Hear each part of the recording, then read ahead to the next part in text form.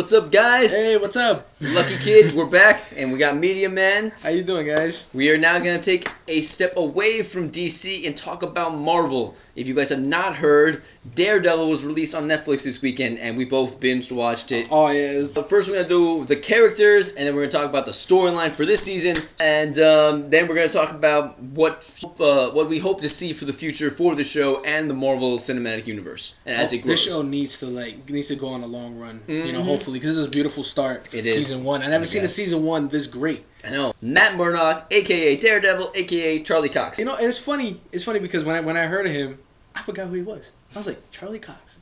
I actually had to Wikipedia that. Oh, yeah, Boardwalk Empire. He was great, man. He was just so awesome. He was perfect. I feel so, you feel so bad in a way. Yeah. Like, you feel so bad. He's, so human. He's so in the gray area as most people are. Yeah.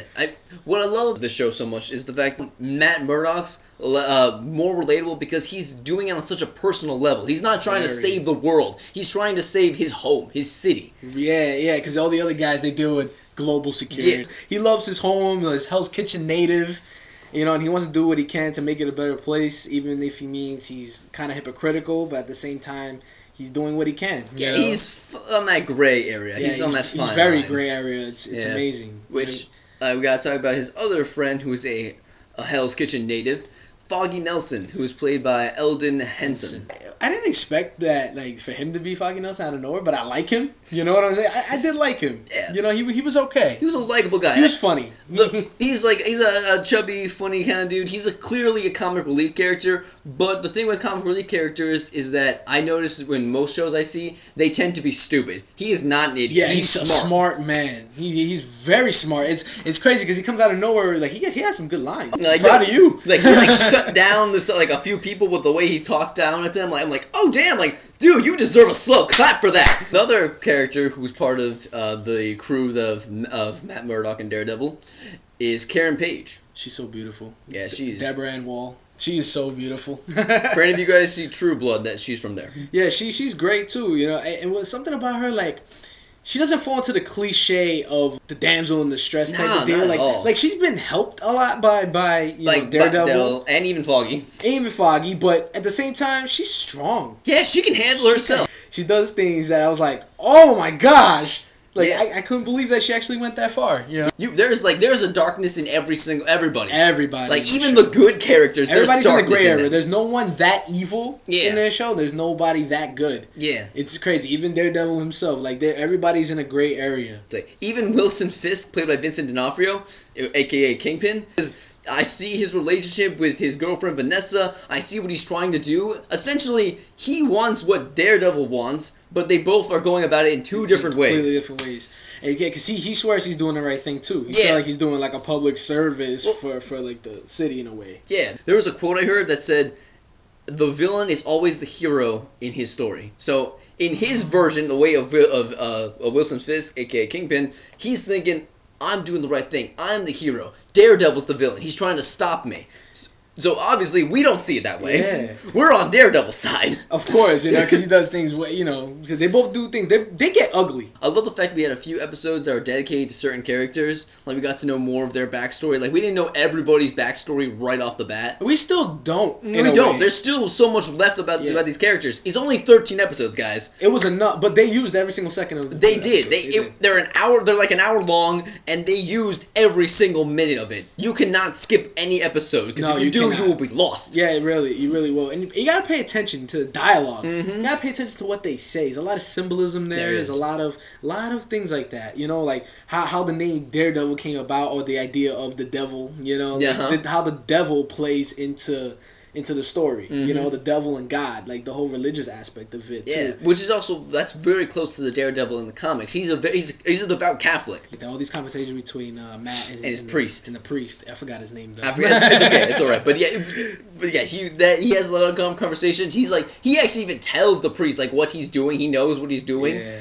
But the priest doesn't say anything because he as a priest, he's not allowed to do it because he said in the confession. But at the same time, he comes up with the right things to say, whether it's quoted in the Bible or not. He still comes up with the right thing to say to kind of I guess kind of give him, some sort of motivation in a way. Like he kind of agrees what he's doing, but at the same time, he doesn't. He understands. He understands where he's coming from. Yeah, he understands why he's doing it, and he does think he is doing a good thing, but he is well aware that you are in a gray area, as Matt. You are playing with fire.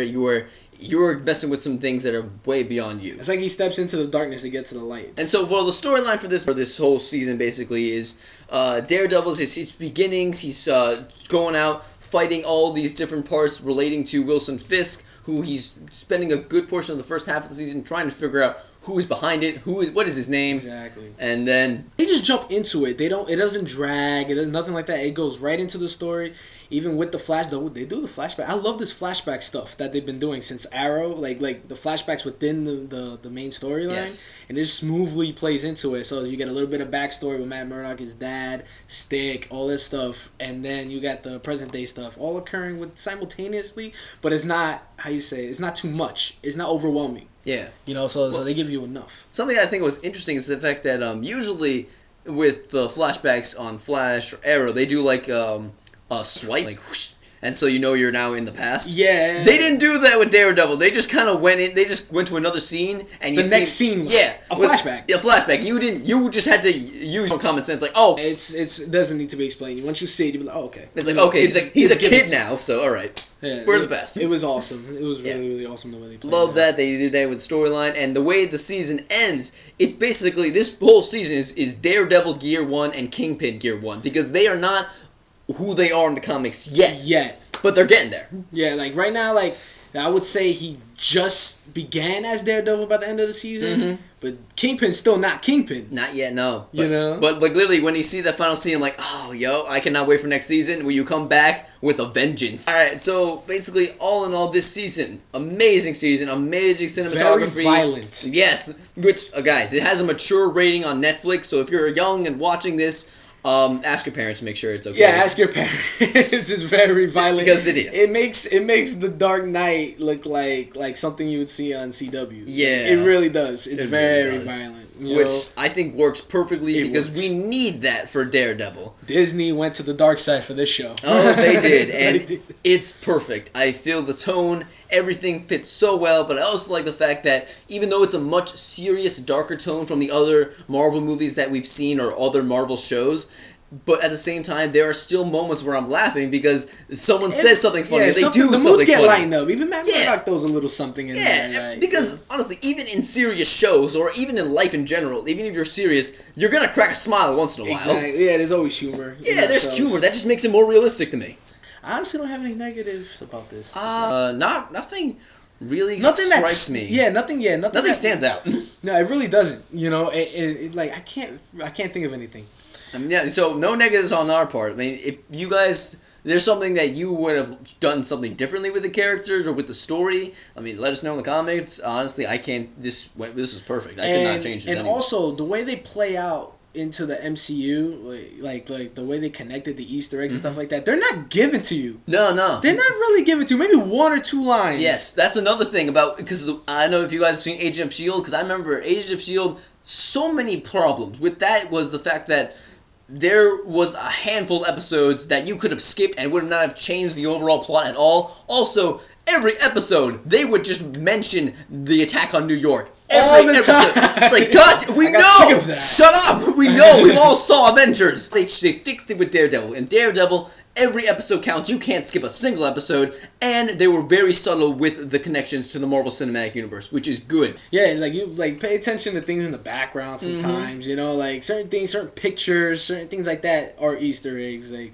a couple things they say that are direct, but most of the Easter eggs, like, you gotta look for them. Yeah, look for them. But at the same time, it's hard to find them because the dialogue is so important. Yeah. Every dialogue played a factor. It's not like something was too dragged. Okay, move on to the next scene. It's like, no, you're like really captivated with everything. Like, as I'm watching, because I'm trying to think to myself, usually in shows, I like one story more than the other. But in this one, with several different stories going on simultaneously, I was entertained with everything. I wanted to know what was happening when I went to the next story. I wanted to know what was happening with the previous one, but I also wanted to know what was happening with the one that I was currently watching. Exactly. It was amazing. And it's more, and I want to say it's even an action series. It's more like a crime drama. It really is, because it definitely felt like, if I had to pick like the shows and what it felt like to me, it felt like Batman with some Law and Order with some raid and brick mansions, so that style of fighting. Because look, and the choreography is beautiful because it also shows that he's not superhuman. Mm-hmm. He's a man. The only thing that makes him superhuman is his senses, in a way. Yeah. Now, before we close out, we're gonna talk about some characters that we hope to see in future seasons, because there's gonna be another season for this. There has to be. Right before the shooting of this video, I was getting texts from another media man of mine that that we all work together. So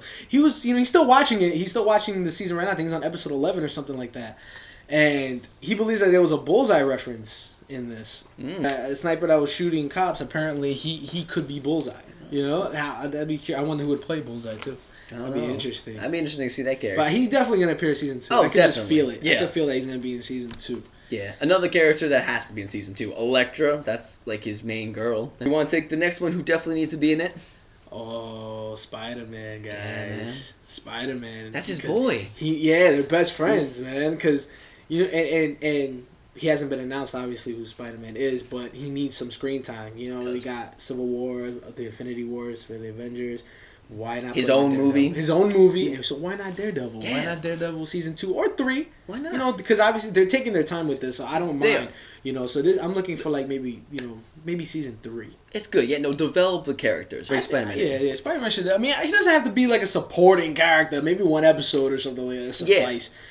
Yeah, like Stick, like his mentor. He was only in there for one episode, but that was one hell of an episode. It was. He was great. He was great as Stick. It's amazing, like the way these two are. Yeah. It's almost like Bruce Wayne, Ra's al Ghul type of thing. It was. So another character that we both would like to see in the upcoming seasons of Daredevil would be Punisher. Yes, that would be amazing. Because they're rivals. They are. Punisher and Daredevil. They fought each other as well as work together. So I would like to see him in maybe a season 3 too. Because I don't think I need to see any of these guys in season 2. I'd rather just have Bullseye and Elektra. Yeah, well, we should build up more of the Daredevil characters first before we bring in some other Marvel characters. Like I feel like these Marvel characters that we're saying, I feel like more of a season 3 type deal. Yeah. Because season 2, I think Elektra and Bullseye would be suffice. Of course, keep Kingpin. And also Alistair Smythe too. Some sort of alliance with Alistair Smythe and Wilson Fisk. Yeah. Should start building up in season 2, hopefully. So we should definitely have Alistair Smythe. That was like his right hand after this guy, after Wesley.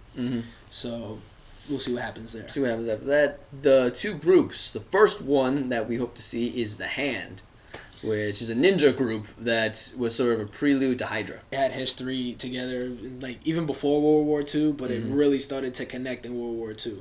So we have other characters that Marvel owns that play a part into this whole story with Daredevil and the Hand. So it's a ninja clan, almost like League of Assassins type deal, sort of. But you have the characters that will appear in their own shows for Netflix, like Luke Cage, Iron Fist, Jessica Jones. Those characters also play a part against the Hand or with the Hand. I forgot like the whole storyline with them in it, but they were involved. And Spider-Man, I believe, and Spider-Man. So we'll see, how they play a part. But who knows when they will start appearing? I feel like there's a hint towards that. I'm not sure. Please comment below, guys. That. Who was that guy that Stick was talking to? Yeah, in that episode. At the end of that episode, he was talking to somebody. Could that have been someone part of the Hand, or could that? Well, what character was that specifically? Because the way they were shooting that scene, it made it seem like he was important. And the final group, the Chast. The Chast. That wasn't the Chast. I think was another. It was like another group similar to the Hand, but I think they were against each other. They were adversaries. They're adversaries. He actually, Daredevil used the Chast against the Hand. Against the Hand. All this stuff is a lot. There's so much. Like the reason we're talking about all this stuff is because this first season was so damn good. It's a good starting point to build off from. It really was. I was like, there's so much to do. Really, the best Marvel TV show. Oh, it is without a doubt. Yo, Arrow, Flash, all those other DC shows, Gotham. You got some competition. Marvel, they're stepping the game up in TV shows. Alright guys, that's it. We're done. That's it, guys. Go watch Daredevil. Yes, please go watch it. And remember, you can do anything if you're not afraid.